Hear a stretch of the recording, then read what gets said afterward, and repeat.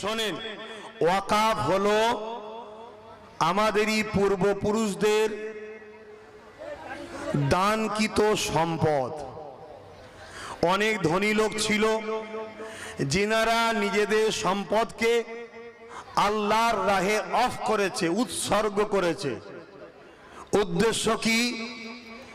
এই সম্পদ, এই জমি মসজিদ, মাদ্রাসা, ঈদগাহ, কবরস্থান, খানকা বা মুসলিম ছেলে মেয়েদের এডুকেশনের জন্য এই অর্থ ব্যয় হবে। বুঝে আসছে? এই কথা বলবেন তো? বুঝে আসছে? এর জন্যে আমাদেরই পূর্বপুরুষ, আপনাদেরও পূর্বপুরুষ যারা ইসলামের অনুসারী আল্লাহর রাহে সম্পদ অফ করেছে।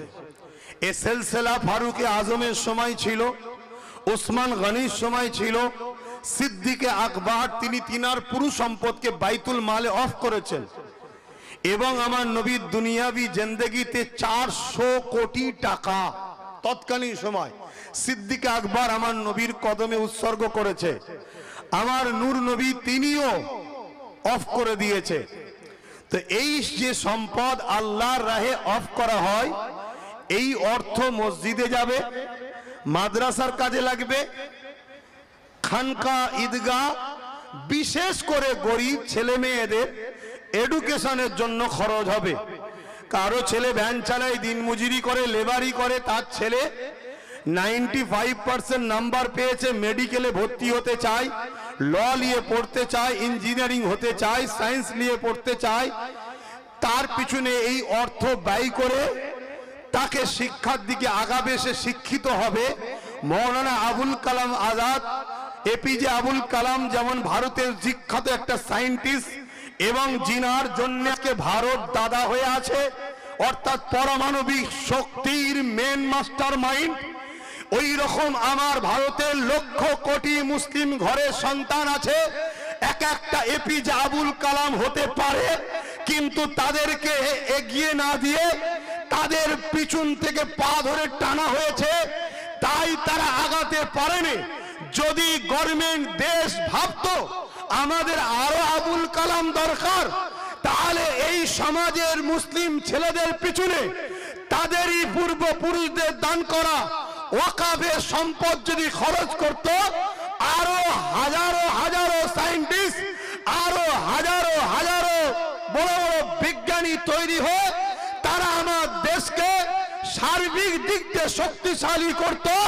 তাহলে আমেরিকাকে আব্বা বলতে হতো না, আমেরিকা আমাদের জুতোর তলায় থাকতো, ঠিক না বেঠিক? কিন্তু দুঃখের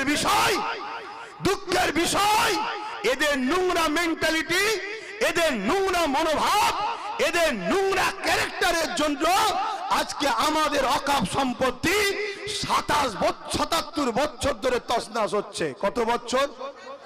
77 বছর ধরে পুরো ভারত জুড়ে লক্ষ লক্ষ বিঘে, 27 লক্ষর উপরে বিঘে জমি আছে, যার টাকার গণনা আপনাকে ক্লিয়ার বলা সম্ভব নয়।